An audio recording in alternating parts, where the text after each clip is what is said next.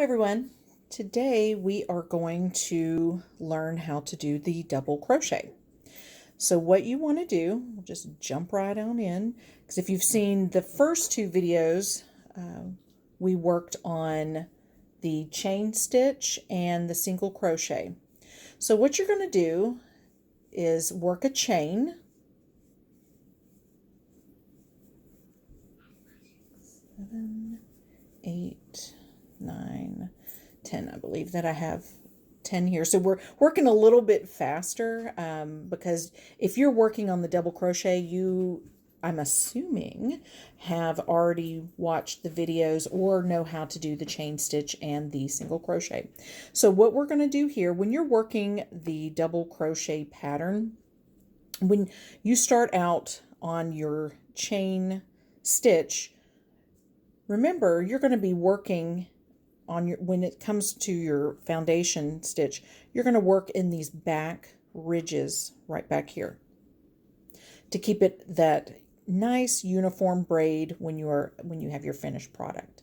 So whenever you start with your chain, a lot of times you'll see in a pattern, or even if you don't have a pattern, what you want to remember to do is you are going to skip these first two ridges and you're going to work a double crochet in this ridge. So what you want to do, and I'm going to hold it like and it's honestly, I hold my hook like a pencil. In some of these videos I'm trying to hold it and it's very awkward for me, so I'm going to still try and hold it like I normally do, but if it doesn't work, I'll go to the other way. And another thing to remember, loosely hold your crochet work that you're working on. And I know that when you're first learning, because this might feel awkward, you don't know how to hold your work, your hook, so you grip it tightly. That's the last thing that you want to do. You want to hold everything. I just let everything flow constantly through my fingers.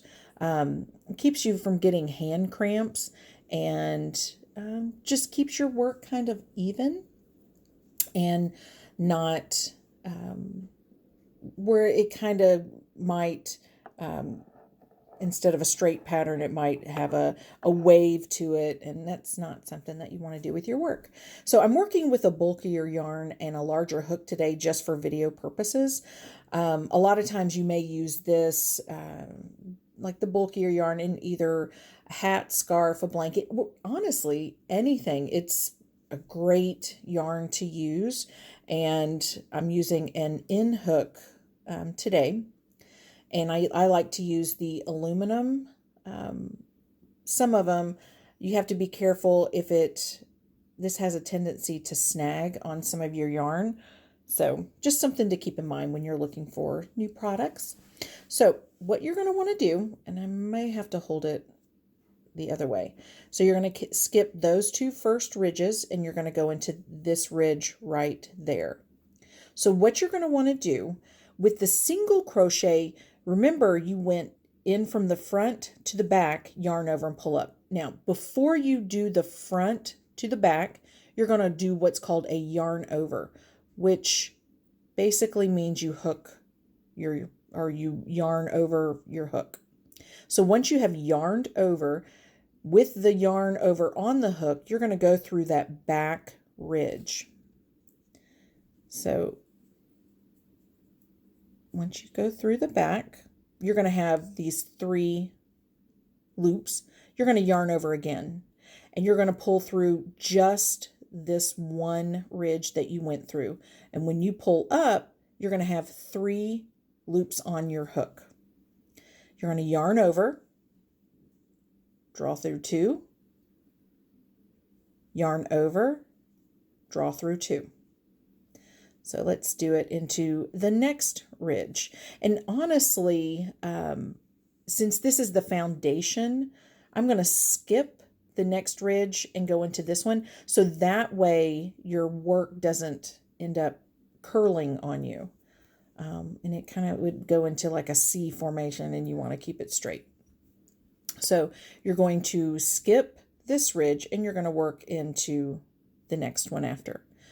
Yarn over, front to back, yarn over,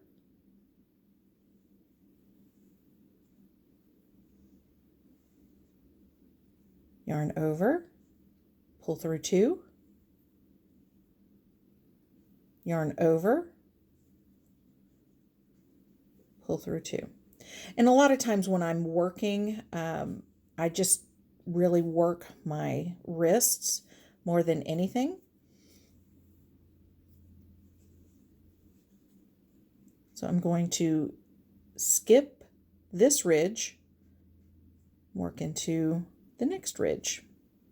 So I'm going to yarn over. I'm going to go from front to back, wrap that, pull up, yarn over, pull through 2, yarn over, pull through 2. Skip the next ridge.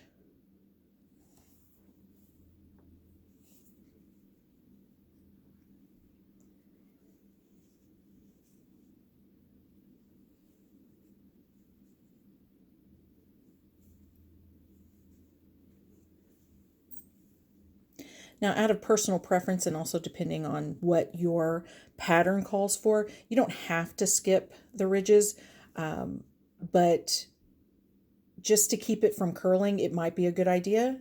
I can also show you what it would look like if you don't. It's just well, see, you want to keep that one because that was the second. So what you want to do is go into, after your crocheted stitch, you're going to go into the next ridge.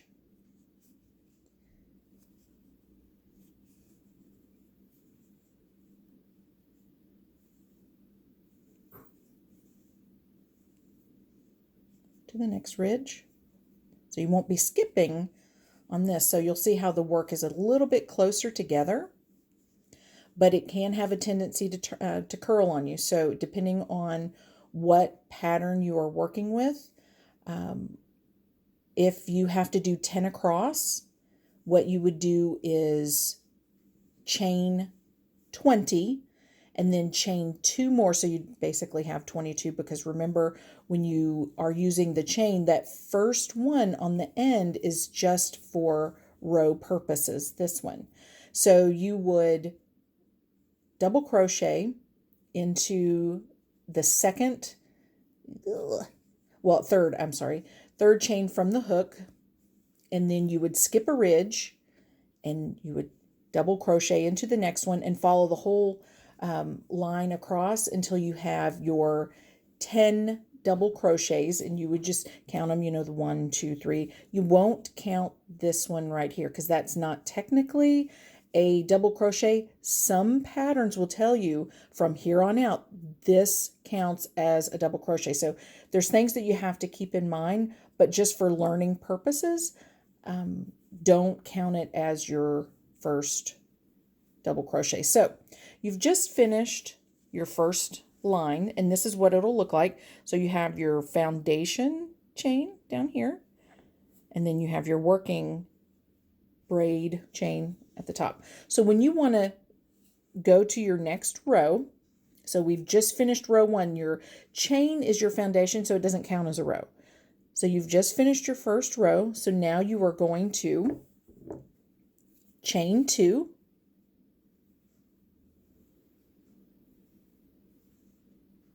turn your work. Now when you start working through this next row, you're going to work in these holes right through here. So your hook will go through there, and so you'll go under these 2, I guess it's like a V, like a braid, a V. So what you want to do, same technique. You're just going through these holes, if you can see them right there. So you've just chained 2 and turned your work. You're going to yarn over, insert front to back. See where it's underneath those? You're going to yarn over and pull up. So you will have 3 loops on your hook. Yarn over, pull through 2, yarn over, pull through 2. Again, you're going to want to go into the next one, so it's yarn over. There's your hole. Yarn over, pull through 2. Yarn over, pull through 2, yarn over, pull through 2. So it just literally becomes this nice little pattern. And this is called the double crochet.